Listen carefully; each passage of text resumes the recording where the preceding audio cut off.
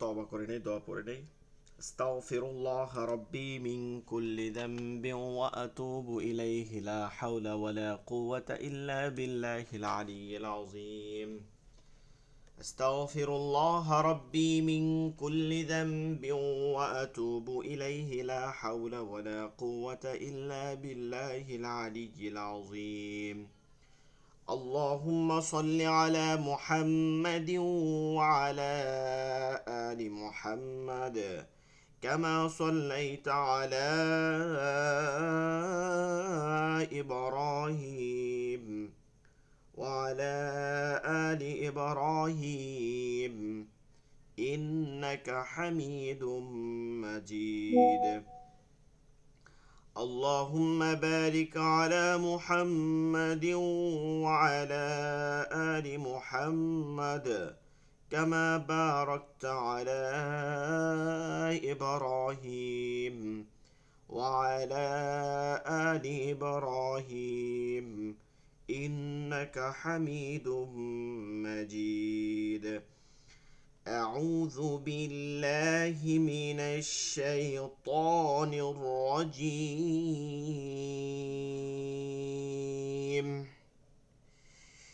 بسم الله الرحمن الرحيم. رب زدني علما رب زدني علما رب زدني علما رب يسر ولا تعسر وتمم علينا بالخير. رب اشرح لي صدري ويسر لي أمري واحلل عقدة من لساني يفقه قولي.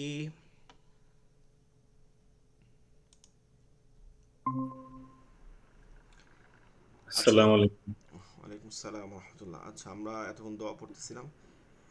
বিষয়টা হচ্ছে যে আমরা আরও পরে আলোচনা করি, এর মধ্যে আমরা একটু মাসালা নিয়ে আলোচনা করতে থাকি 10-15 মিনিট। আমরা আজকে হচ্ছে লাস্ট ক্লাস রমাদানের পূর্বে, এবং এর পরের ক্লাস হবে রমজান মাসে ইনশাআল্লাহ।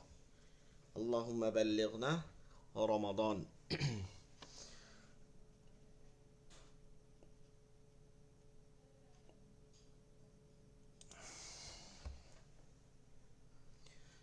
আচ্ছা, আমরা এখানে মাসালা বিষয় নিয়ে বেশি একটা বিস্তারিত করব না, যেহেতু এগুলো নিয়ে আলোচনা এখনো অনেকগুলো আলোচনা করছে, অনেকগুলো এখনো বাকি আছে। একটু দ্রুত বেশ কিছু আলোচনা শেষ করে নেই। ইস্তেঞ্জার আদবগুলো এগুলো আপনাদেরকে পড়াইছি, মনে আছে কিনা?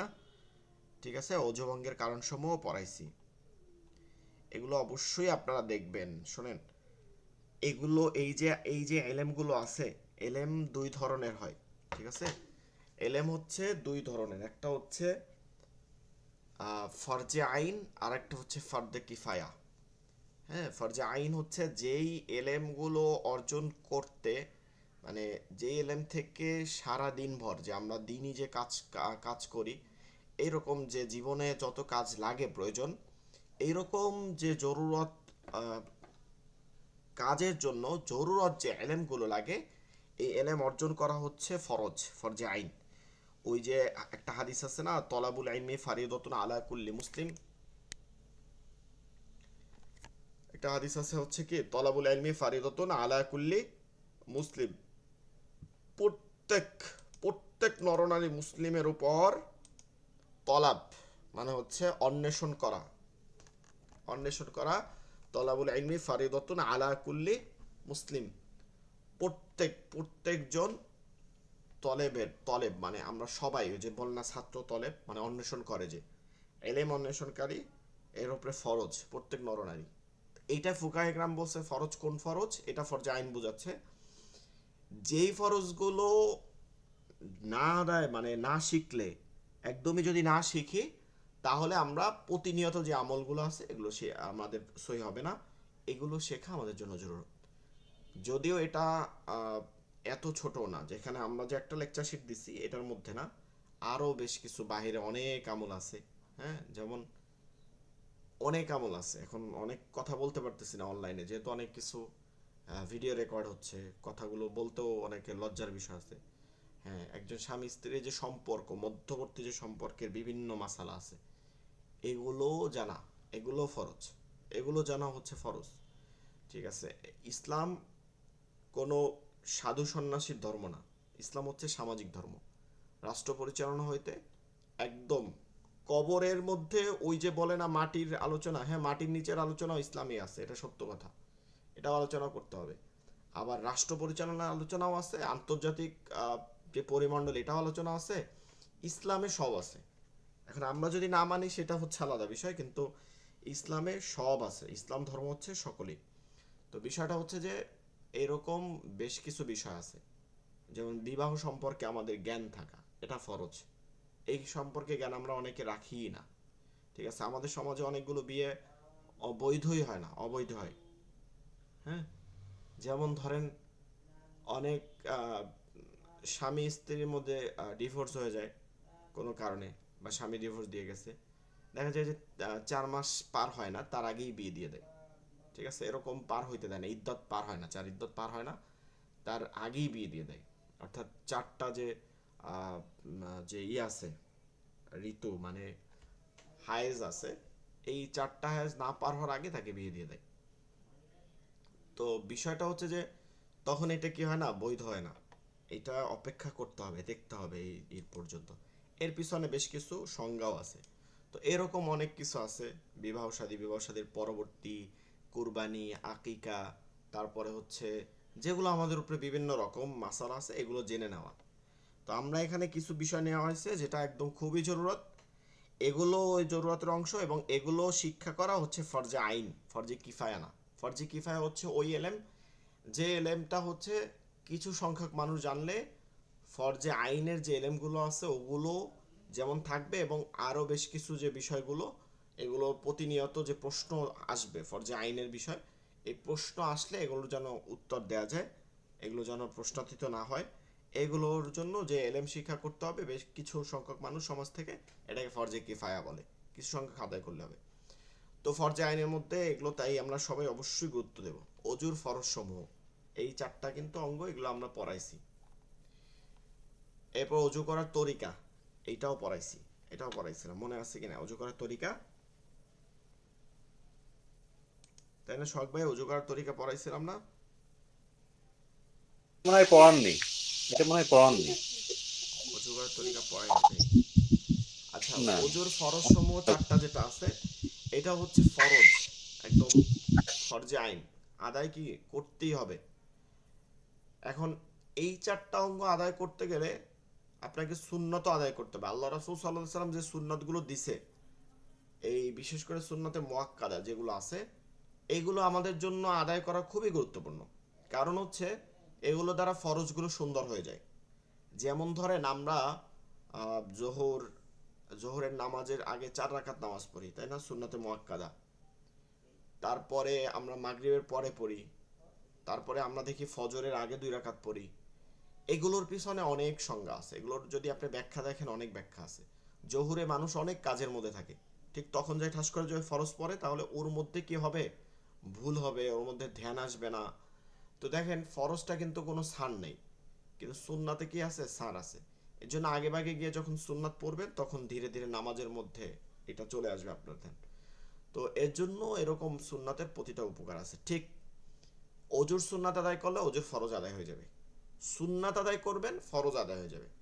প্রথমত অজুর সুন্নাতের মধ্যে যে আমলগুলো আছে, প্রথম আমরা এখান থেকে যদি দেখি যে অজুতে নিয়ত করা সুন্নাত, নিয়ত হচ্ছে ফরজ না, অজুতে নিয়ত করা কি সুন্নাত। এই নিয়তটাকে অন্তরে যেটা সাব্যস্ত করে এটাই, এইটাই যথেষ্ট। তারপরে মুখে বলা, এটা মুস্তাহসান, বা ওলামা একরাম বলছে মুস্তাহাব, মুস্তাহসান বলা উত্তম। আরবিতে বলা যাইতে পারে, যেহেতু আরবি ভাষাভাষী, আরবিতে বলা যায়। এখন এটা নিয়ে বেশি একটা জটিলতা না করা, যার জন্য সহজ হয় সে করবেন, আর যার জন্য সহজ না সেটা নিয়ে কোনো ঝামেলা না করা। যেমন এটার উজুর আরবি নিয়ত পাওয়া যায় বেশ কিছু কিতাবের মধ্যে, নাওয়াইতুয়ান আতাওয়াদ্দা লিরাফইল হাদাসি ওয়াস্তিবাহাতাল লিসসালাতি ওয়া তাকাররুবান ইলাল্লাহি তাআলা। নাওয়াইতুয়ান আমি নিয়ত করতেছি আতাওয়াদ্দা, ওই যে অজু যেটা বলি ওটা শব্দটা হচ্ছে অজু দাত, ওটা জদ উচ্চারণ করি। তো আতাওয়াদ্দা আমি অদুর মানে অজুর নিয়ত করতেছি, লিরফইল হাদাস ওই অপবিত্রতা থেকে, যে অপবিত্রতাগুলো ছোট অপবিত্র সেগুলো বোঝাচ্ছে, যেমন পায়খানা প্রস্রাব এগুলো যে বিষয়গুলো আছে এগুলো হচ্ছে ছোট অপবিত্রতা। তো লিরাফিল হাদাসি ওয়াস্তিবাহাতাল লিসসালাত, এর মাধ্যমে আমি নামাজ পড়ব, এর মাধ্যমে পবিত্র হয়ে আমি কি করব, নামাজ পড়ব। ওয়াস্তিবাহাতাল লিসসালাত, এখন নামাজ পড়ে আমি কি করব, নামাজ মানুষ দেখানোর জন্য পড়ব না, নামাজ পড়ব হচ্ছে ওয়াতাকাররুবান, নিকটবর্তী হব, ইলাল্লাহি তাআলা, আল্লাহ তাআলার, নামাজ পড়ে আমি আল্লাহ তাআলার নিকটবর্তী হব। মুমিনের জন্য as-সালাতু মি'রাজুল মুমিনিন, সালাত হচ্ছে মুমিনের জন্য কি মেরাজ। রাসূল সাল্লাল্লাহু আলাইহি সাল্লাম যে মেরাজ রজনীতে করছেন, আর আমাদের জন্য প্রতি ওয়াক্তে প্রতি নামাজের মধ্যে মেরাজ। হযরত আলী রাদিয়াল্লাহু তাআলা একটা কথা বলতেন, ঠিক আছে, এটা সহিহ হাদিস দ্বারা পাওয়া যায়।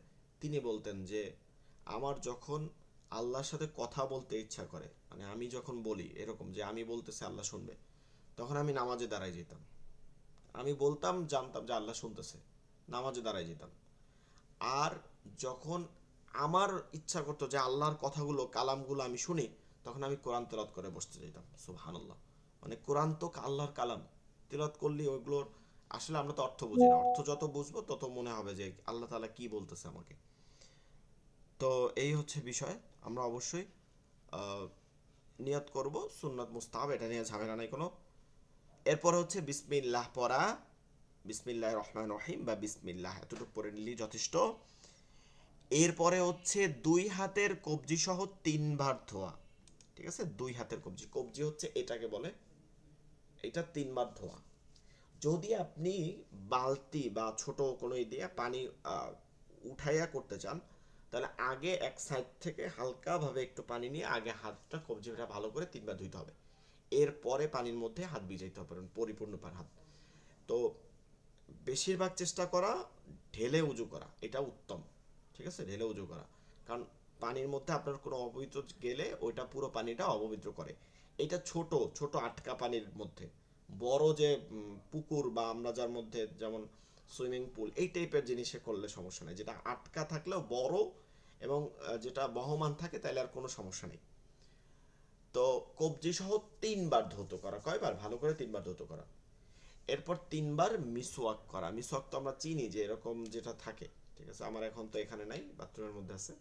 তো বিষয়টা হচ্ছে যে এরকম মিসওয়াক ই থাকবে, যেটার পরিমাণ হাদিস ওলামা একরাম বলেন যে এখানে 1 বিঘা পরিমাণ হইতে হবে, ঠিক আছে, এভাবে প্রথম যখন আপনি ধরবেন, এরপর ছোট হলে সমস্যা নেই। তো মিসওয়াক ডান দিকের উপর থেকে, তারপরে ডান দিকে, তারপর বাম দিকের এই থেকে আবার বাম দিকে এরকম, ঠিক আছে, ডান দিকের উপর, তারপরে এরকম করে করে মিসওয়াকটা করা, এটা হচ্ছে মিসওয়াক। এরপরে আপনি মিসওয়াক করার পর কি করবেন, তিনবার কুলি করা, কুলি করা, তিনবার কুলি করা, একবার গড়গড়ার সহিত কুলি করা মুস্তাহাব। এইটা না করলেও সমস্যা নেই, রোজার মাসে অবশ্যই করবেন না, কারণ রোজার মাসে রোজাটা গুরুত্ব বেশি, ঠিক আছে, এখানে মুস্তাহাব আদায় করতে যাই আপনি রোজা ভঙ্গ হলে কিন্তু সমস্যা। তারপরে আচ্ছা, রোজার মাসে একটা জিনিস খেয়াল করবেন, অজুতে কুলি করার পরে অনেকে স্যাপ ফালায়, একবার স্যাপ ফালানো যায়, একবার স্যাপ ফালানো উত্তম, একবার স্যাপ ফালাবেন, মানে আপনি পানিটা যেন না যায় এর জন্য। কিন্তু বারবার একই কাজ বারবার করা যাবে না, একবার ফালাইছেন শেষ, এরপরে যদি আপনার পানি কোনো পানি থাকে ওটা মাফ, একবার ফালাই দেবেন, ঠিক আছে, অজু করা শেষ, থু করে একবার ফালেন শেষ, এরপরে আপনার আর কি করা লাগবে না, প্রয়োজন নেই, এরপরে আর কোনো প্রয়োজন নাই, পানি যদি থাকেও মুখে ওটা থাকবে না, থাকলেও সমস্যা নেই, মাফ। এরপরে নাকে পানি দেয়া, নাকে পানি দেব কি, ডান হাত দ্বারা নাকে পানি দেব, ডান হাত দ্বারা এইভাবে পানি দিব, এই দুই আঙ্গুল নাকের মধ্যে ঢুকায়া, এই দুই আঙ্গুল নাকের মধ্যে ঢুকায়া কি করব, পরিষ্কার করব। তৃতীয়বার এখান থেকে এটা নাকটা ছাড়া দেব। এরপরে কি করা, সমস্ত মুখমণ্ডল হাতে পানি নিব, পানি কখনো ছিটাবো না, হাতে পানি নিব, ঠিক আছে, হাতে পানি নিব, নিয়া এই চুলের গোড়ালি থেকে এই থুতনি, এই যে থুতনি, এই থুতনি, এই কানের লতি থেকে এই কানের লতি, এই যে এই পর্যন্ত, হ্যাঁ, এটা নিয়ে পানিটা এভাবে ধোয়া, ডোলে ধোয়া 3 বার, ঠিক আছে? মানে 3বারই কিন্তু পানি নেবেন আপনি, একবার পানি নিয়ে 3বার ডইলেন না, 3বারই কিন্তু ডোলে, সুন্দর করে ডলে নেবেন, এরকম সুন্দর করে ডলে নেবেন। আমরা কিন্তু ডলি না, এর জন্য আমাদের হয় না। এবার সুন্দর করে, হ্যাঁ, ডলে নেবেন। এরপরে যদি কারো ঘন দাড়ি থাকে, ঘন দাড়ি, তাহলে আলাদা করে ভিজাইতে হবে না, জাস্ট এইটারে ঘন দাড়ি বলে না, ঠিক আছে? আমরা তো কখনো দাড়িতে হাত দেই না, মানে ওই হইলে দেখা গেছে কাটছি, কিন্তু এই দিক থেকে কখনোই মানে সাসাও হয় না বা ওভাবে কাটাও হয় না, হ্যাঁ, যে কারণে আমাদের দাড়িগুলো নরম, এরকম নরম সফট, এগুলোকে ঘন দাড়ি বলে না। আরেকটা হচ্ছে ঘন দাড়ি, যারা কাটে তাদের একটা শক্ত একটা দাড়ি তৈরি হয়, তারা এইভাবে একটু খিলাল করে, এটাকে বলে কি খিলাল, এই ডানার দ্বারা খিলাল করা। এটা মুস্তাহাব, এটা করা ওয়াজিব না, এটা মুস্তাহাব। এরপরে ডান হাতের কোনোই সহ, এই যে ডান হাতের কোনোই আছে, এইটা সহধৌত করা আমরা অবশ্যই একটু বাড়াই নেব, 4 আঙ্গুল বাড়াই নিলে এইটার আর এই দিকের কোনো থাকবে না, মানে বাকি থাকার সম্ভাবনা থাকবে না, যেহেতু এটা ফরজ। তো এইভাবে পানি নেব, হাতে এইভাবে পানি নেব, এই আঙ্গুলের এই গোড়া থেকে পানিটা এই দিকে দিব, এই দিকে, ঠিক আছে? পানিটা এইভাবে দেব, এই দিক থেকে আসবে, এইভাবে দিয়ে এটাকে হাত দিয়ে ভালো করে ডলবো, আবার এভাবে দিব, আবার ডলবো, আবার এভাবে দেবো, আবার ডলবো। এরপরে আবার বাম হাত দিয়ে এভাবে দিব, আবার ডলবো, এবার বাম হাত দেবো, আবার ডলবো। এবার আঙ্গুলগুলো হচ্ছে খিলাল করা, এটা মুস্তাহাব, ঠিক আছে? আঙ্গুলগুলো অবশ্যই খিলাল করব, যেন এর মধ্যে কোনো জায়গায় শুকনা না থাকে, যেহেতু এটা একটা ফরজ, এটা একটা ফরজ, শুকনো না থাকে, এটা একটা জিনিস খেয়াল করতে হবে, ঠিক আছে? হ্যাঁ, শুকনো না থাকে, এটা আমাদেরকে একটা বিষয় খেয়াল করতে হবে। এরপরে, এরপর যে বিষয়টা আছে সেটা হচ্ছে যে এই মাথা মাসে করা, হাত তো গেল, এটা ফরজ, এবার মাথা, এবার কি করবো, পানি নেব, অবশ্যই ছিটাই ফেলাবো না, ছাকা দেব না, কিছু না, পানি নেব, জাস্ট ফালাই দেব, এরকম করে জাস্ট ফালাই দেব, ফালাই দিয়া এই 3 আঙ্গুল, এই 3 আঙ্গুল, ঠিক আছে? এই 3 আঙ্গুল উজু করছিলাম কোথা থেকে, চুলের গোড়ালি থেকে, এদিকে না, তাহলে চুরালি গোড়ালি ধরবো, গোড়ালি ধরে পিছনে টানবো, টানবো কোথায়, চুলের গোড়া যেখানে থাকে, এই যে গর্দানের চুলের গোড়া শেষ হয় এই পর্যন্ত, এই পর্যন্ত দিয়ে আইসা তারপরে এই যে হাতের ইটা আছে, এইটা দিয়া এই দিকে টানবো, এইদিকে, ঠিক আছে? এইটা বিষয় একটা আছে, ওলামা একরাম বলে এদিক না টানলেও হবে, শুধু এখান থেকে পিছনে গেলেও হবে, আবার এইভাবে টানলা, এই দুইটাই কথা আছে, যে দুইটাই করা যাবে।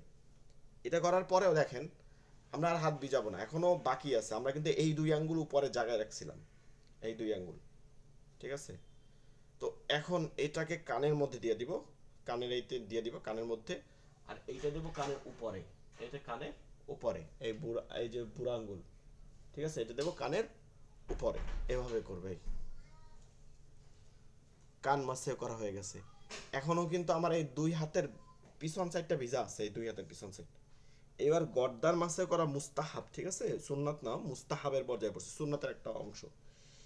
এইটা কি করব, গর্দান আমরা যারা এইভাবে করি, এইভাবে করি, তাদের জন্য মাকরু হয়ে যায়, এভাবে করা যাবে না, টানা যাবে না, জাস্ট এইখানে রাখবো, ঠিক আছে? এভাবে রাখবো, রাখবো, উঠাই নিব, রাখবো, একবার রাখবো, 3বার না, আমি কিন্তু দেখাইতেছি বিষয়টা, কিন্তু একবার এই রাখবো, উঠাই নিব, কোনো ঘষা টসা না, এরকম ঘষে টানবো না। এই গর্দান মাসে করা। এখন পা আর উঠে দেখাইতে পারতেছি না, সম্ভব না, তাহলে এখানে টেবিলের উপরে উঠান লাগবে। পা হচ্ছে, পায়ের যে টাকনু আছে এটা টান পা 3বার ধৌত করা, বাম হাত দ্বারা ঘষা, ডান হাত ব্যবহার না করা। মনে রাখবেন, গোসল করার সময়, গোসল করার সময়ও নাভির নিচের অংশ থেকে, নাভির নিচের অংশ থেকে ডান হাত ইউজ করা, ডান হাত ইউজ করা, এটা মাকরুহ বলছে ওলামা একরাম, এটা অপছন্দনীয় কাজ। ডান হাত ব্যবহার না করা, বাম হাত ব্যবহার করা, ঠিক আছে? মানে ঘষার ক্ষেত্রে আমরা বিভিন্ন জায়গায় লজ্জা স্থান বা অন্য অন্য স্থান যে ঘষি, এখানটা বাম হাত ব্যবহার করা। তো ডান পা, এরপর বাম পা, এরপর হাতের এই আঙ্গুল দ্বারা, এই আঙ্গুল দ্বারা ডান পায়ের আঙ্গুল থেকে আঙ্গুলগুলোর মাঝখানে মাঝখানে ঢুকায় ঢুকায় একটু খিলাল করা। এই হচ্ছে ওযু শেষ। এর মধ্যে আপনার সব ফরজ আদায় করলে, এরপর দোয়া পড়া, আশহাদু আল্লা ইলাহা, কালিমা শাহাদাত পড়া, হাদিসের মধ্যে আছে আশহাদু আল্লা ইলাহা ইল্লাল্লাহ ওয়াহদাহু লা শারীকা লাহু ওয়া আশহাদু আন্না মুহাম্মাদান আবদুহু ওয়া রাসূলুহু। তারপর হচ্ছে আল্লাহুম্মা জাআলনি মিনাত তাওয়াবিন ওয়াজআলনি মিনাল মুতাতাহহিরিন ওয়াজআলনি মিন ইবাদিকাস সলিহিন ওয়াজআলনি মিনাল্লাযিনা লা খাউফুন আলাইহিম ওয়া লা হুম ইয়াহজানুন। এইভাবে দোয়া পড়া, দোয়াও আপনাদের জন্য আছে লেকচার শিটের মধ্যে, বুঝছেন, সেটা পড়ানো হবে। এই হচ্ছে অজু করার তরিকা। এই সম্পর্কে কোনো আর কোনো বোঝার কোনো সমস্যা আছে? না, সুন্দরভাবে বুঝাইছেন। যা ছিল ক্লিয়ার হয়ে গেছে আর কি। জি। আচ্ছা, এখানে একটা হাদিস দিয়ে দিছি, হাদিসটা আপনারা একটু দেখে নিন। পানি অপচয় সম্পর্কে আল্লাহ রাসূল সাল্লাল্লাহু আলাইহি ওয়াসাল্লাম বারবার নিষেধ করছেন যে তোমরা পানি অপচয় করবে না। যদিও তোমরা প্রবাহিত নদের, মানে প্রবাহিত একদম পানি চলতেছে বড়, মানে আমরা বলতে পারি নদী, যেহেতু আমাদের বরিশাল ইন্ডিয়াতে, এই বাংলাদেশ ইন্ডিয়াতে এরকম আছে নদী, তো এইরকম জায়গায় থাকলে আমরা পানির অপচয় করব না। তো সাহাবী জিজ্ঞাসা করছিল, জি ইয়া রাসূলুল্লাহ, এই অজুর সময় পানি অপচয় হয়? বলছে যে হ্যাঁ, অজুর সময় পানি অপচয় হয়। তাহলে আমরা যে পানি যে অপচয় করতে পারবো, এই যে সাপ্লাই আসলে, সাপ্লাই চলতেছে, হ্যাঁ, ট্যাপটা চলতেছে চলতেছে পুরা ফোর্সে, তারপরেই করতেছে, এটা আল্লাহ রাসূল সাল্লাল্লাহু আলাইহি সাল্লাম আগেই জানতেন যে আমরা যেটা করব, এটা আল্লাহ রাসূল সাল্লাল্লাহু আলাইহি সাল্লাম এই বিষয়গুলো আগেই জানতেন। আমরা বলি না যে আল্লাহ রাসূল সাল্লাল্লাহু আলাইহি সাল্লামকে আগেই জানানো হয়েছে, এজন্য তিনি এইসব বিষয়গুলো দেখবেন, অনেক বিষয় আল্লাহ রাসূল সাল্লাল্লাহু আলাইহি সাল্লাম জীবনে একবার দাঁড়াইয়া প্রসাব করছেন ও জরুরতের কারণে। এখন ওই জরুরত পর্যন্ত আমাদেরকে যাইতে হবে, কিন্তু এইটা না হইলে আমরা তো এই মাসালাটা পাইতাম না। তো এই মাসালার জন্য এটা হয়েছে। তো বিষয়টা হচ্ছে যে আমরা পানি অপচয় করব না।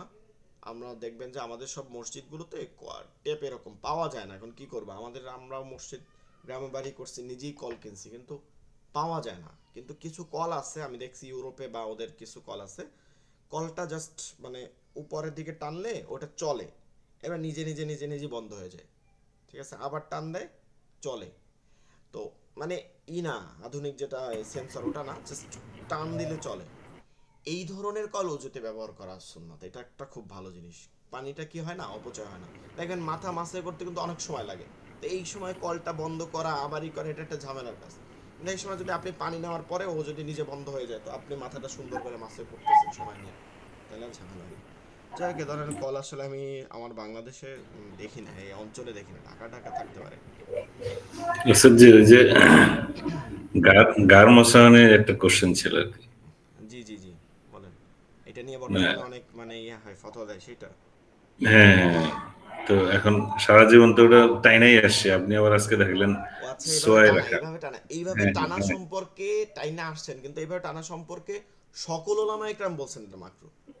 এটা মানে আমি একা না, দেওবন্দের বলেন। না, আবার অনেকে আবার বলতেছে এটা না করলেও হয়, তাহলে না না, গর্দান মাসেহ করাটা হচ্ছে, করা না করাটা একটা বিষয়, আর একটা হ্যাঁ, হ্যাঁ। টানা, টানা বিষয়টা হচ্ছে সকল ওলামা ইকরাম বলছেন যে এটা মাকরু হবে, টানা যাবেই না।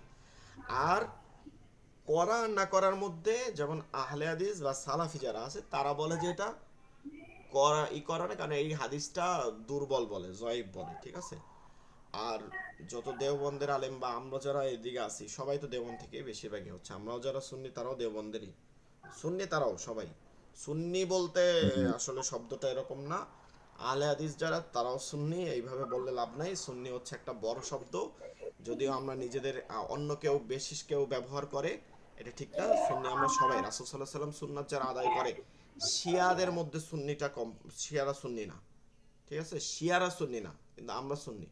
কারণ কি, শিয়ারা হাদিস মানে না, কিন্তু আমরা তো সবাই হাদিস মানি, তো সালাফি বলেন, আহলে হাদিস বলেন, আর যারাই বলেন, যারা লা মাযহাবে মাযহাব মানে না, তারাও সুন্নি, তারাও তো হাদিস মানে। সুন্নাত হাদিস, হাদিসের যে আমলগুলো করা হয়, যেগুলো করা যায়, হাদিসের দুইটা, একটা হচ্ছে হাদিস, হাদিস অর্থ হচ্ছে খবর বর্ণনা করা, খুতবা, আর যে অংশটা থেকে আমল করে ওটাকে সুন্নাত বলে, যের জন্য মাসনুন বলি আমরা, মাসনুন আমল।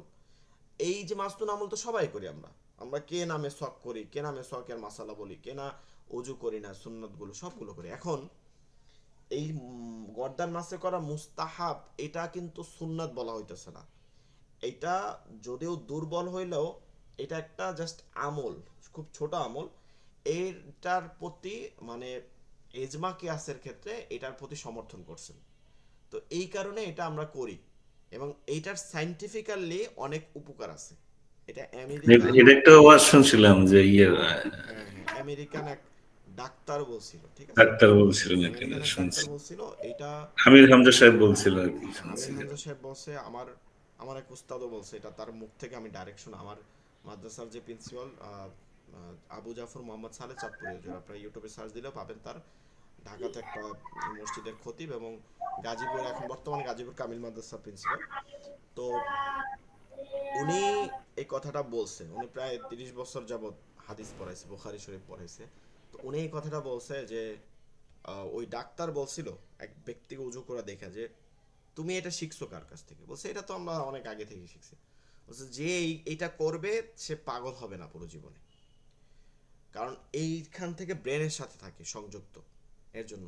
এখন এইটা যেহেতু ফরজ ওয়াজিব বলা হইতেছে না, সুন্নাত বলা হইতেছে না, এটা মুস্তাহাব। সো মুস্তাহাব আমল হিসাবে কিছু আহ, জয়ীফ আমল যেগুলো করলে দিনের কোনো ক্ষতি হয় না, ঠিক আছে, যেটা বিদআত, কোনো দিনের ক্ষতি হয় না, সেটা করা যায়। এইটার জন্য আলাদা কোনো সহি একদম লাগবে এমন কোনো কথা নেই। তো যদি আপনি ঠিক মনে ঠিক করেন আছে যে ওস্তাদ, করবেন, এটা আপনি যদি মনে করেন জানলাম, যে হ্যাঁ, জানা হইলো আর কি, ভালো করে আর কি। এইটা প্রতি দেখবেন যে ডক্টর খন্দকার আব্দুল্লাহ জাহাঙ্গীর স্যার কিন্তু এটা সমর্থন করছে। কিন্তু আবার দেখা যায় যে তার থেকে যারা শিষ্য, তাদের মধ্যে আবার কেউ কেউ এটার খুব কড়াভাবে বলতেছে, কিন্তু সে কিন্তু সমর্থন করে গেছে। সে বলছে যে এটা যদি করেন ভালো, না করলেও কোনো সমস্যা নেই, করা ভালো, করতে পারেন, আর না করলে এটা নিয়ে ঝগড়াঝগড়ির কোনো দরকার নেই, এটা মুস্তাহাব তো।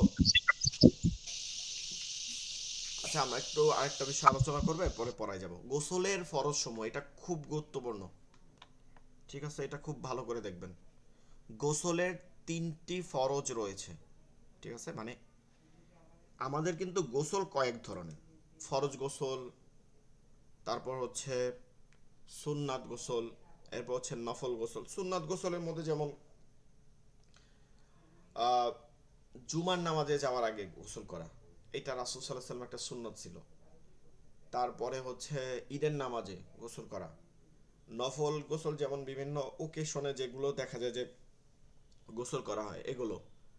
আবার একটা হচ্ছে যে আমরা যে নর্মালি গোসল করি, এটা জায়েজ, এটা কোনো সমস্যা না। নর্মালি গোসল মানে আমার উপরে গোসল ফরজ হয় না, আমি গোসল করতেছি, এইটা। কিন্তু ফরজ গোসলটা হচ্ছে মূল বিষয়। ফরজ গোসলটা যদি না হয় তাহলে কোনো ইবাদত হবে না, সারা জীবনের কোনো ইবাদত হবে না। এর জন্য অজু করলে আরেকটা জিনিস হচ্ছে, ফরজ গোসল না হয়ে আপনি 100 বার উজু করেন, 1000 বার উজু করেন, কিন্তু আপনার ফরজ গোসল হয় না, আপনার কোনো উজুতেও কাজ হবে না, আপনি পবিত্র হইতে পারবেন না। এজন্য ফরজ গোসল মানে কি, যে যখন গোসল ফরজ হবে তখন যে গোসল করা হয় ওটাকে ফরজ গোসল বলে। তো এইটার ফরজ, ফরজ গোসলের জন্য আবার 3টা ফরজ আছে। যেমন আমরা অজুর মধ্যে 4টা ফরজ, এর মধ্যে 3টা ফরজ।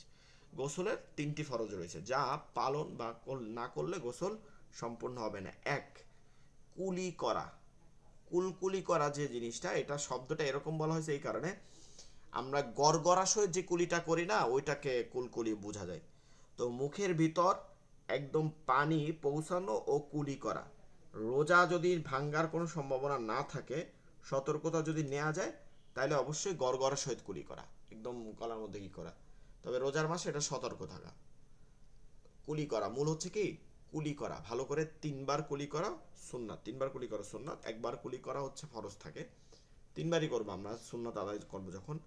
এবার নাকে পানি দেওয়া, এটা ওই অজুর মতন সুন্দর করে নাকের একদম নরম জায়গা পর্যন্ত বাম হাত দ্বারা পরিষ্কার করে নাকে পানি দেবেন।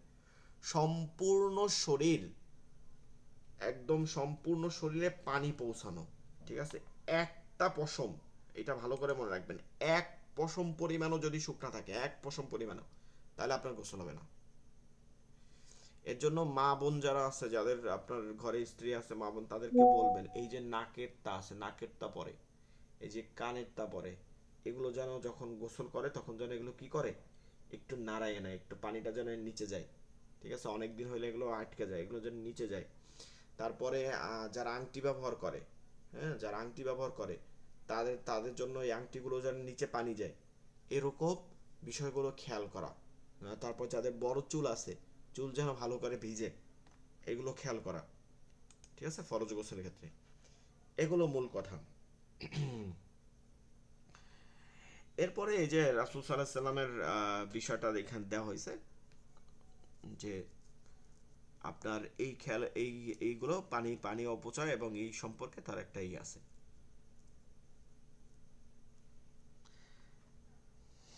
পানি অপচয় করে তার জন্য অভিশাপের একটা কথা বলা হয়েছে।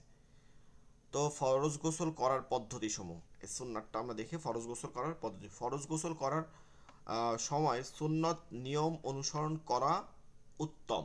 ঠিক আছে, সুন্নাত নিয়ম ওই যে অজুর যেমন তরিকা তেমন সুন্নাত নিয়ম। গোসলের নিয়ত করা, এইটা মনে রাখবেন, এটা ফরজ না, কিন্তু এখানে গোসলের নিয়ত করা কি না ফরজ না, অজুর মতন মনে মনে নিয়ত করা, যেমন হ্যাঁ মনে মনে নিয়ত করা বা আপনার এটা সাব্যস্ত করে নেওয়া যে আমি কি করতেছি, আমি পবিত্রতার জন্য ফরজ গোসল করতেছি, আমি পবিত্রতা হাসিলের জন্য কি করতেছি, ফরজ গোসল করতেছি। এটা আরবি নিয়ত এরকম, নাওয়াইতুল গুসলি লিরাফিল জানাবা, একই কথা, এইটার কথা এটা। জানাবাত হচ্ছে বড় ধরনের অপবিত্রতা। তো এরপরে কি পড়া, বিসমিল্লাহ পড়া, সব কাজের শুরুতে বিসমিল্লাহ পড়া। প্রথমে 2 হাত কবজি সহ ধোয়া, অজুর মতন করেই ধোবেন। ঠিক আছে, অজুর মতন করেই ধোবেন।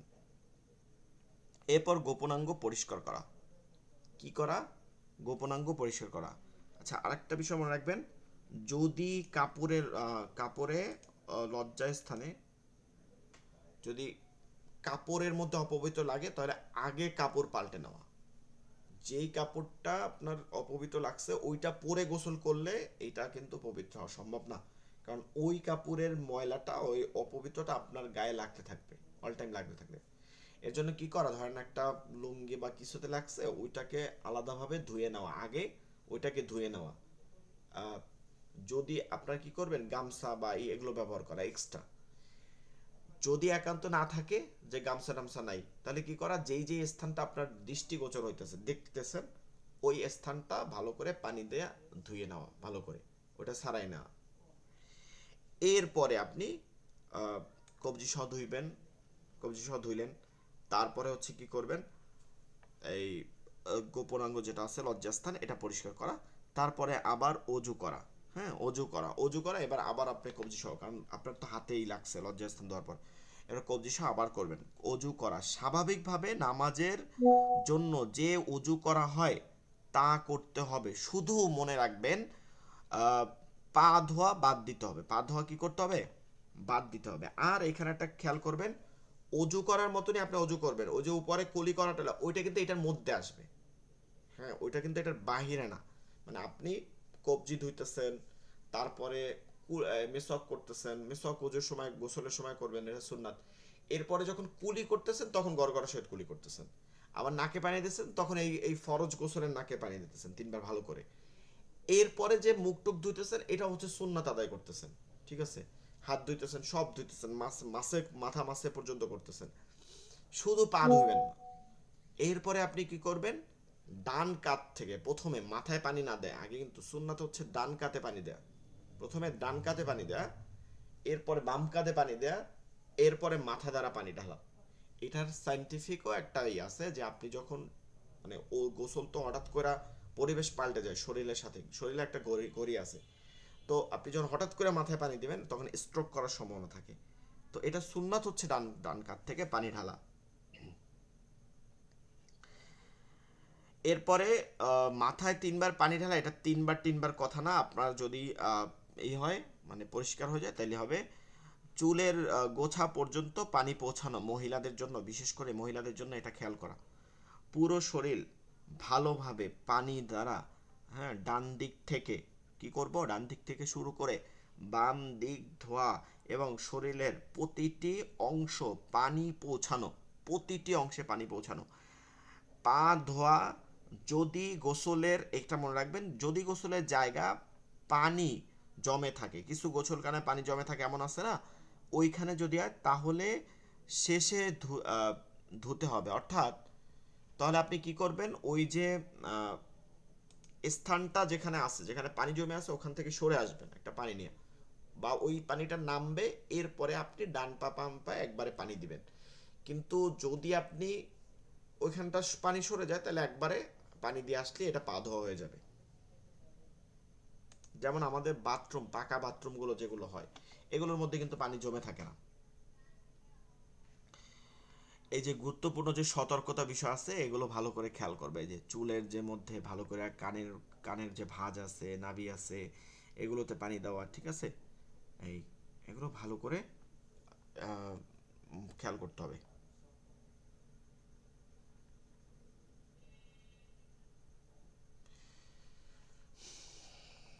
আচ্ছা, এটা নিয়ে মনে হয় কোনো সমস্যা নাই। আর এইভাবে গোসল করার পরে আর এক্সট্রা অজু লাগবে না। এক্সট্রা অজু করা হচ্ছে আপনার হবে, মানে অতিরিক্ত করা হবে, অপচয় হবে। এরপরে আর লাগবে না, এর মধ্যে আপনার অজু হয়ে গেছে, ঠিক আছে? গোসলও হয়ে গেছে, অজু হয়ে গেছে। এরপরে আর এক্সট্রা আগেও লাগে না, পরেও আর লাগে না। ফরজ গোসল কখন হয়, কখন হয়, ফরজ গোসল কখন হয়, এগুলো আপনারা পড়ে নেবেন। এগুলো আর কি আলোচনা করবো, এগুলো যেহেতু আপনারা বুঝবেন। স্বামী স্ত্রী মিলন করা, তারপর হচ্ছে স্বপ্নদোষ বা বীর্যপাত হলে, তারপর হচ্ছে মহিলাদের যে দুইটা অবস্থান, একটা হচ্ছে হায়েজ ঋতুস্রাব বা নেফাস, মানে যখন প্রসবকালীন প্রসবকালীন যে সময়টা যায় সেটা হচ্ছে ভিন্নতা আছে এখন। ফিকা মাসালা কিন্তু ভিন্ন আছে, সময় কেয়াস করতে হয়। আপনি ডিরেক্ট হাদিস থেকে সব নিতে পারবেন না, কিছু কিছু কেয়াস করতে হয়। যেমন ধরেন একজন সিজারিয়ান, তার কিন্তু 40 দিন অপেক্ষা করার দরকার হয় না, এটা খেয়াল করতে হবে। এরকম বিষয়গুলো খেয়াল করা। মূলত যখনই তার এই রক্তস্রাব বন্ধ হয়ে যাবে তখনই তার উপরে ফরজ, মানে ওই যেই ওক্তের আগে শুরু হয়ে যাবে, সেটা যদি রাত্র হয় তাহলে তার কি করা, গোসল করে নামাজ পড়া।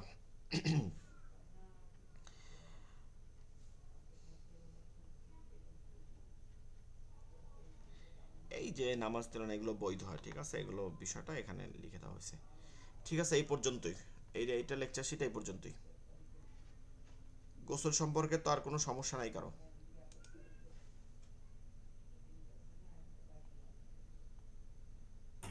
জি না।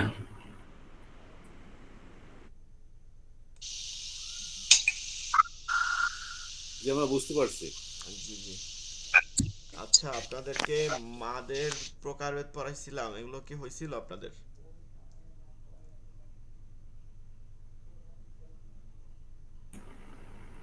স্যার ওস্তাদ জি আমি পড়তে পারিনি, আমি একটু ব্যস্ত ছিলাম।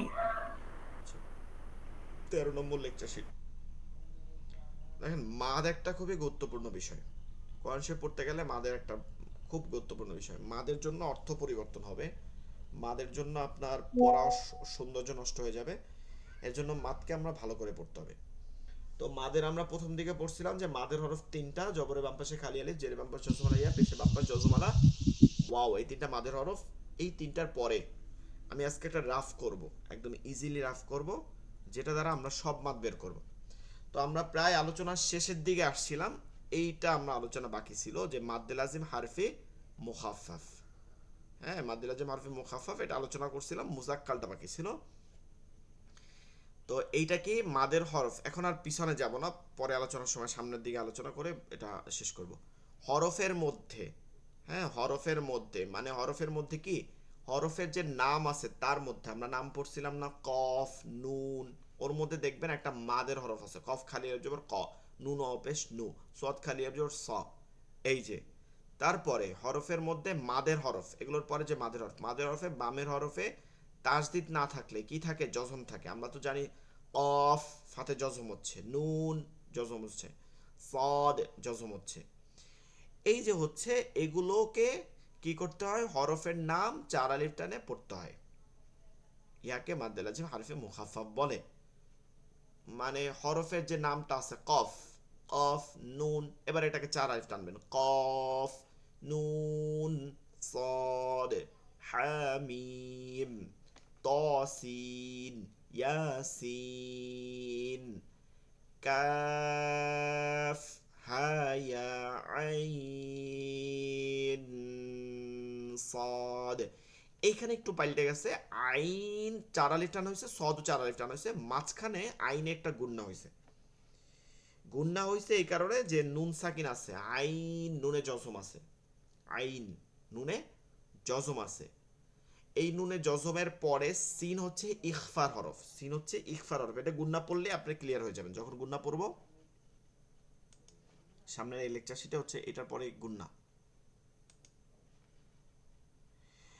এটা যদি আমরা ভাঙ্গি আইন সিন এটা শুধু, তাইলে আইন ইয়া জবর আইন নুনে জজম,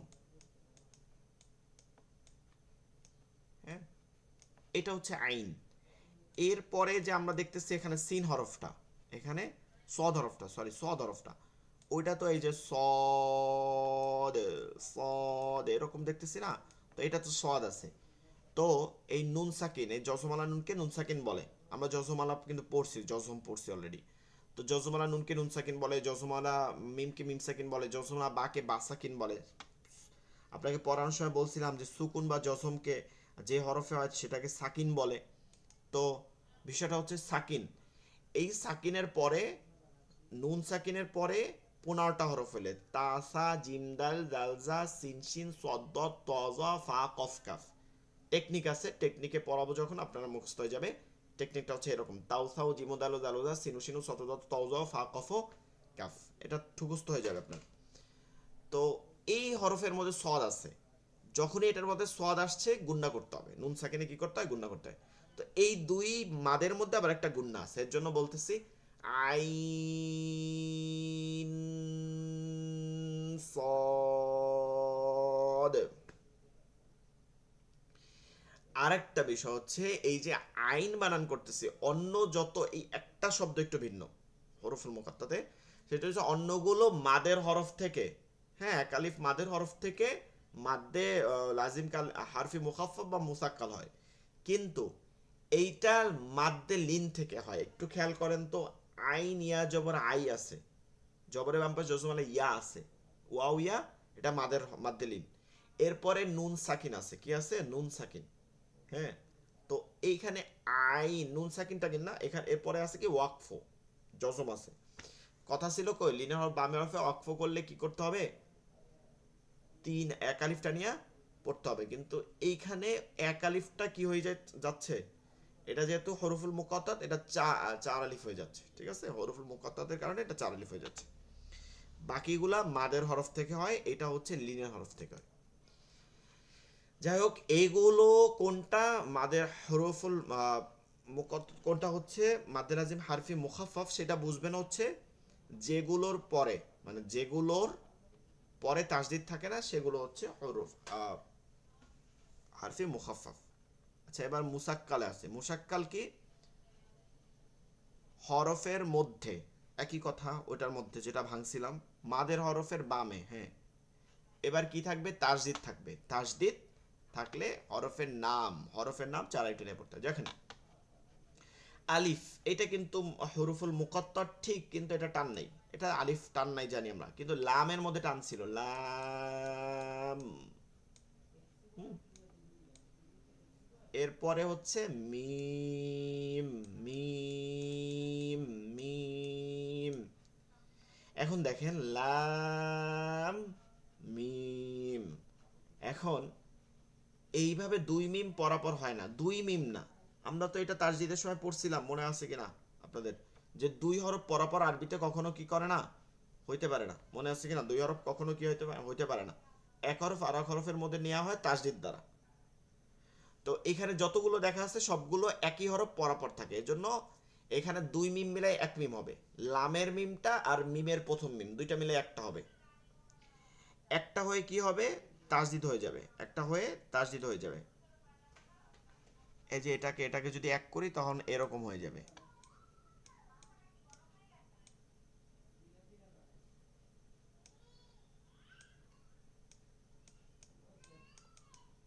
এই যে লাম মিম, এখানে একটা মিম হয়ে যাচ্ছে।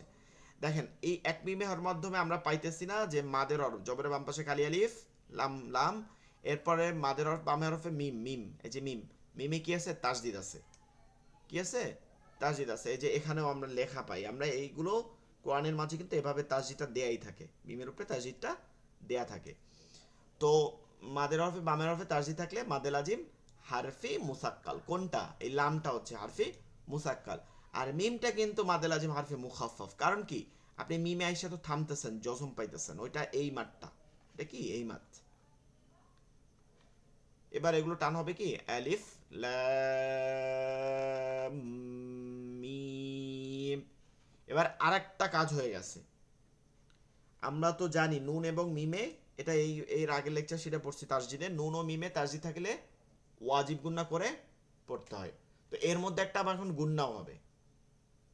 আমাদের যারা পড়াইছে দেখা যায় অনেকে খালি বলছে এখান টান দেবে, হুজুরে বলছে এখানে টান দিয়ে যাবেন, কিন্তু এর মধ্যে একটা গুণনাও আছে।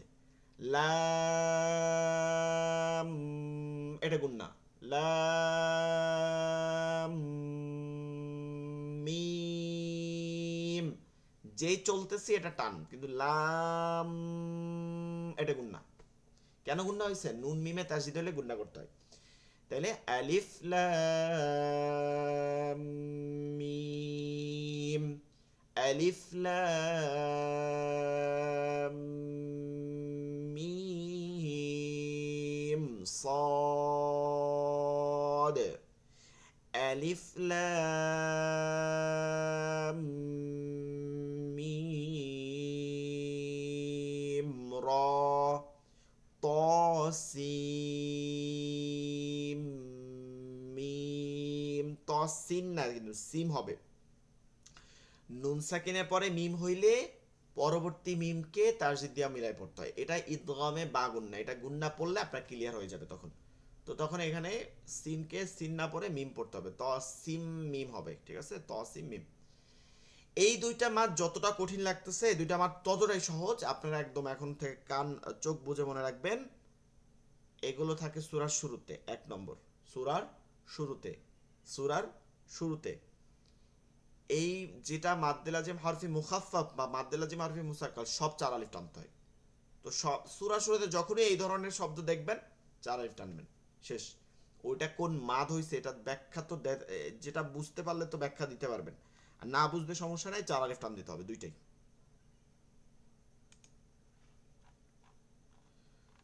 তো এই হচ্ছে 10 প্রকার মাদ, এগুলো আমরা অলরেডি সবগুলো আলোচনা করছি। আর একটা হচ্ছে মাদ্দে এওয়াজ, এক্সট্রা মাদ, যেটা আগে একটা আলোচনা হয়েছিল অকফের নিয়মে।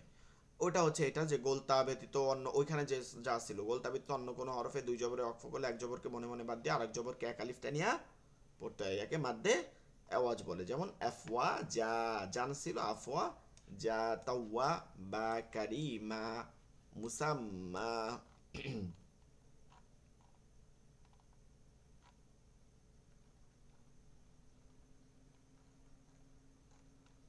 আচ্ছা, আমাদের এখন একটা পেজ লাগতো।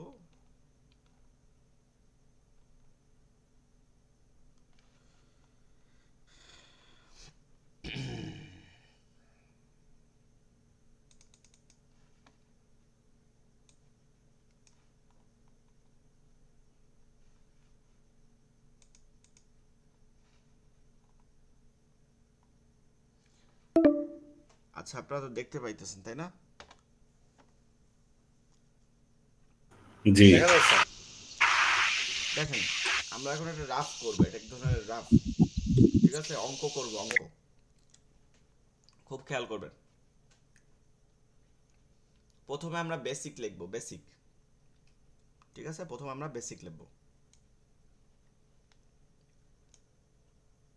একটা হরফ দিয়ে লিখে, একটা যেটা সহজ আমরা পড়ছি, বা খালি আলিফ জবর, বা জবরের বাম পাশে খালি আলিফ মাদের হরফ। এটার সংক্ষিপ্ত রূপটা কি সেটা লিখবো। বা খাড়া জবর বা, এরপরে লিখবো সেটা কি, বা ওয়াও পেশ বু। সংক্ষিপ্ত রূপ কি, বা উল্টা পেশ বু। বা ইয়াজের বি, এর সংক্ষিপ্ত রূপ কি, বা খারাজের বি। এটা পাইছি না? এটা পাইছি কিন্তু, ঠিক আছে? প্রতিটার এটা পাইছি। এবার এখান থেকে নির্দেশনা দিই।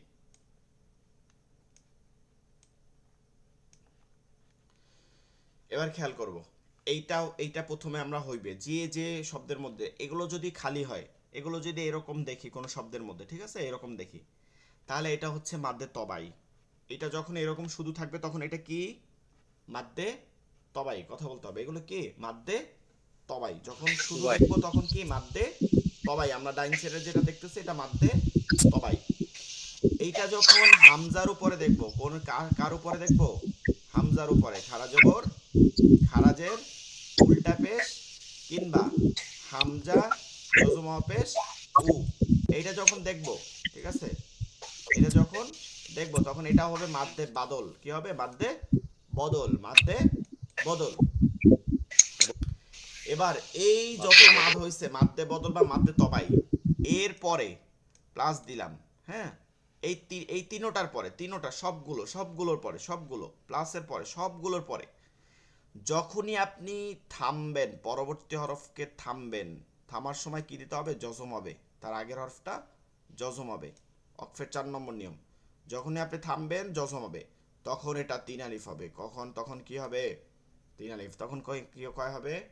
3 আলিফ। তখন হবে 3 আলিফ। যখনই অক্ফ হবে এরপরে, তখন হবে 3 আলিফ। যেমন কুল আউযু বিরাব্বিন নাস। এরপরে আরেকটা যাব, আরেকটা, যখনই আপনি লম্বা হামজা পাবেন, এই অকফের চিহ্ন না হয়ে কি হইতেছে? লম্বা হামজা। লম্বা হামজা কাকে বলে? আলিফে জবর, জের, পেশ, খারা জবর, উল্টা পেশ, খারা জের, যাই হোক যেটা হরকত গ্রহণ করে এটাকে লম্বা হামজা বলে। এটা কি বলে? লম্বা হামজা। যখনই এই মাদগুলোর পরে, এই মাদগুলোর পরে লম্বা হামজা পাবেন, তখনও এটা 3 আলিফ। এটা মাদ্দে মুনফাসিল হবে, তখন হবে মাদ্দে মুনফাসিল 3 আলিফ। তাহলে 3 আলিফ দুইটা। 3 আলিফ কয়টা? দুইটা। একটা হচ্ছে আয়াতের শেষে ওয়াকফ হইলে, আয়াতের শেষে ওয়াকফ হলে, আয়াতের শেষে ওয়াকফ হলে তখন এটা কি হয়? 3 আলিফ হয়ে যায় মাদের হরফের পরে ওয়াকফ হলে। আরেকটা হচ্ছে মাদের হরফ পরে আলিফে হামজা থাকলে। এরপরে এখানে লম্বা হামজার পরিবর্তে যদি গোল হামজা হয়, কি হয়? গোল হামজা। লম্বা হামজার পরিবর্তে কি হবে? গোল হামজা। তাহলে গোল হামজা তো অবশ্যই হরকত গ্রহণ করবে, এটা আর বলার দরকার নেই। তাহলে এইটা আর 3 আলিফ হবে না, তখন এইটা হবে 4 আলিফ। তাহলে এটা কি হবে? 4 আলিফ। এটা হবে মাদ্দে মুত্তাসিল। এবার এই লম্বা হামজা, গোল হামজা টামজা ওয়াকফ টকফ শেষ। এবার কি করবেন? এই মাদের হরফের পরবর্তী হরফ, পরবর্তী হরফ পড়া পরে কোনো আর কোনো ইতি হবে না। পরবর্তী হরফ যেটা পড়বেন ওইটা ডিরেক্ট গিয়া তাসদিদ হয়েছে। কি হয়েছে? তাসদিদ। তাইলে এই তাসদিদ যে হরফটা হয়েছে, ওই যে এই মাদ দ্বারা তাসদিদকে ধরবে, এই মাদ থেকে তাসদিদ ধরার পথে 4 আলিফ টান হবে। এটা হবে মাদ্দে লাজিম কালমি মুসাক্কাল। মাদ্দে লাজিম কালমি মুসাক্কাল। মাদের হরফে পরে তাসদিদ হলে মাদ্দে লাজিম কালমি মুসাক্কাল। তাসদিদের পরিবর্তে যদি জজম পান, কি পান? জজম। তাহলে মাদ্দে লাজিম কালমি মুখাফফাফ হবে। কি হবে? তখনও 4 আলিফ টান, মাদ্দে লাজিম কালমি মুখাফফাফ। তাসদিদ পাইলো 4 আলিফ, জজম পাইলো 4 আলিফ। এই একই নিয়মটা যেটা এইমাত্র এই দুইটা বলছি, এইটা যখন এক অক্ষরকে ভাঙলে, ঠিক এইটা যেমন শব্দ থাকবে ওরকম অক্ষরকে ভাঙলেও পাওয়া যায়, যেটা এইমাত্র করছিলাম হরুফুল মুকাত্তাত, তখনও এরকম তাসদিদ এবং জজম পাবো। তাসদিদ পাইলে তার আগের হরফটা যেটা দিয়ে ধরতেছে, এটা যেমন ধরতেছি ওলা দলিন, দটটা যায় লামকে ধরতেছে তাসদিদ, এই দটটা দতের টানটা হচ্ছে মাদ্দে লাজিম কালমি মুসাক্কাল। ঠিক আলিফ লাম মিম, লাম গিয়া মিমকে ধরতেছে, এই লামটা হচ্ছে কি? মাদ্দে লাজিম হারফি মুসাক্কাল। আর মিম যেহেতু এটা যাই থামতেছে, তাহলে এটা হবে মাদ্দে লাজিম, এটা মাদ্দে লাজিম হারফি মুসাক্কাল, আর এটা হবে মাদ্দে লাজিম হারফি মুখাফফাফ, জিয়া থামতেছে। এই দুইটা মাদ না চিনতে পারলেও সূরার শুরুতে সব মাদগুলো 4 আলিফ টান হয়। আরেকটা হচ্ছে আয়াতের শেষে, আয়াতের শেষে দুই জবরে ওয়াকফ করলে এই দুই জবর আর থাকে না, এটাকে কাইটে দিয়ে আপনি খাড়া জবর পড়বেন। কি পড়বেন? খাড়া জবর। এটা হচ্ছে মাদ্দে আওয়াজ। আর একটা হচ্ছে মাদ্দে লিন, একটা আমাদের বাকি আছে যেহেতু এখানে আসে না, সেটা মাদ্দে লিন কি? জবরের বাম পাশে জজমালা ওয়াও এবং জবরের বাম পাশে জজমালা ইয়া, এটা আমরা মোটামুটি আগে বুঝে নিছি, ওয়াও ইয়া। এরপরে যখন এখানে যেমন মাদের হরফের পরে এগুলো সবগুলোর পরে ওয়াকফ হইলে মাদ্দে আরজি হয়, আর শুধুমাত্র লিনের পরে ওগুলোর পরে না, শুধুমাত্র এই লিনের পরে ওয়াকফ কি হবে? জজম দিয়ে হবে। ওয়াকফ হইলে এটা হবে মাদ্দে লিন, এক আলিফটা নিয়ে পড়তে হবে, যেহেতু লিনটা তাড়াতাড়ি পড়তে হয় তাহলে এক আলিফ, আর যেহেতু মাদ এক আলিফ টান অলরেডি আছে এজন্য এটাকে 3 আলিফটা নিয়ে পড়তে হবে। বুঝতে পারছেন? বলেন। উপরে চিকন চিহ্ন, মোটা চিহ্ন দেখার দরকার নেই, ঠিক আছে? আপনি ডান আঙ্গুল থেকে ডান হাত দিয়ে ধরবেন যে মাঠটা আছে কোথায়, দেখবেন জবরের বাম পাশে খালি এলিফ, জের বাম পাশে জজর, পেশে বাম পাশে। দুই একটা চিহ্ন দেখে দেখে প্রথম দিকে আপনি দেখবেন, এখানে ক্যালকুলেশন করবেন যে ঠিক আছে কিনা আমি যেগুলো বলছি। তো দেখবেন যে মাদের হরফ কিনা, এই ডান আঙ্গুল দিয়ে ডান হাত দিয়ে ধরবেন, এরপর বামেরটা রাখবেন, বামেরটা রেখে দেখবেন যে এটার উপরে কি কি আছে, ওয়াকফ আছে নাকি, থামার স্থান, তাহলে 3 আলিফ। লম্বা হামজা আছে কিনা, আলিফে জবরজের পেশ, এটাকে লম্বা হামজা বলে, তাহলে 3 আলিফ। গোল হামজা আছে কিনা, তাহলে এটা 4 আলিফ। এখানে তাসদিদ আছে কিনা পরবর্তী হরফে, এভাবে যাই ধরতেছে তাসদিদ দিয়ে কিনা, তাহলে 4 আলিফ। এখানে জজম ধরতেছে কিনা, তাহলে 4 আলিফ। এই একই নিয়মটা যদি আবার কোনো সূরার শুরুতে মাত্র কয়েকটা শব্দে হরফুল মুকাত্তাত ওগুলোতে এরকম আছে কিনা, যদি দেখি যে তাসদিদ আছে, তার আগের হরফটা 4 আলিফ, এটা মাদ্দে লাজিম হরফে মুসাক্কাল। আর যেটা তাসদিদ আছে ওই হরফটা মাদ্দে লাজিম হরফে মুখাফফাত, দুইটাই 4 আলিফ। এবং লিনের হরফের পরেও যাই দেখবো যে অক্ফ আছে কিনা, তাহলে 1 আলিফ। ঠিক আছে, এই হচ্ছে মাদ। এইভাবে যদি আপনি পড়তে পারেন, যদি না বোঝেন আবার আগের ক্লাস সামনের ক্লাসে বলবেন। এইভাবে যদি বুঝতে পারেন, বুঝে নিতে পারেন, ইনশাল্লাহ কোনো জায়গায় মাদ আপনি ভুল করবেন না, কোনো দোয়ায় আপনি ভুল করবেন না। এখন আপনাকে যখন বলা হবে সুবহানাকাল্লাহুম্মা ওয়া বিহামদিকা ওয়া তাবারাকা ইসমুকা ওয়া তাআলা জাদ্দুকা ওয়ালা ইলাহা, এখন এখানে ওয়ালাতের পরে টান দেয়া নাই, উপরে দাগ, তা আপনি বলতে পারবেন, কারণ ওয়ালা ইলাহা, এখানে হামজা আছে, লম্বা হামজা, ইলাহা। আপনি দেখলেই কনসেপ্টে, মানে দোয়াটা দেখলেই বুঝতে পারবেন। লাম খালি যে লা মাদের হরফ, ইলাহা। আমরা সূরা দিয়ে প্র্যাকটিস করব যখন, তখন সহজ হয়ে যাবে। ইলাহা, তখন কি তার আগে লাতে কি করতে হবে, 3 আলিফ টান দিতে হবে। ইদা জা আনাসরুল্লাহ, জা আ, জিম খালি যাবে যা, এরপর আ হামজা, গোল হামজা, তাহলে মাদের পর গোল হামজা আছে, তাহলে এই মাঠটাকে কি করতে হবে, 4 আলিফ টানতে হবে। আলহামদুলিল্লাহ রবিল আলামিন, কেন 3 আলিফ টান দিছি, মিমি হাজের মি, তারপরে নুনে অক্ফ। আচ্ছা, আমাদের লাইন এখনই কাইটে যাবে, আর 1 মিনিট আছে। তাহলে এইটা ঠিক করবেন, আগামী রমজান মাসে ইনশাল্লাহ আমাদের ক্লাস হবে 4:10-এ। আপনাদের ক্লাস টাইম কত? 1:10। 4:10 ইনশাল্লাহ 4:10-এ ক্লাস হবে। আমরা যেটা বলছিলাম প্রথম দিকে ছিলেন না, আমাদের 7টা ক্লাস হবে রমজান মাসে, এর বেশি আর হবে না। আমরা রমজানের পরে 5টার মতন ক্লাস রাখবো, যেগুলো করে শেষ করবো রমজানের পরে। কিন্তু রমজানে অনেকে ক্লাসে একটু উপস্থিত থাকলে কষ্ট হয়ে যায়, তারপরও চেষ্টা করবো থাকার, ঠিক আছে? আর নাইলেও একটু মানে হেডফোন দিয়া কথাগুলো শোনা, ঠিক আছে? ভালো থাকবেন, দোয়া করবেন। আসসালামু আলাইকুম ওয়া রাহমাতুল্লাহ। ওয়ালাইকুম আসসালাম, আসসালামু আলাইকুম।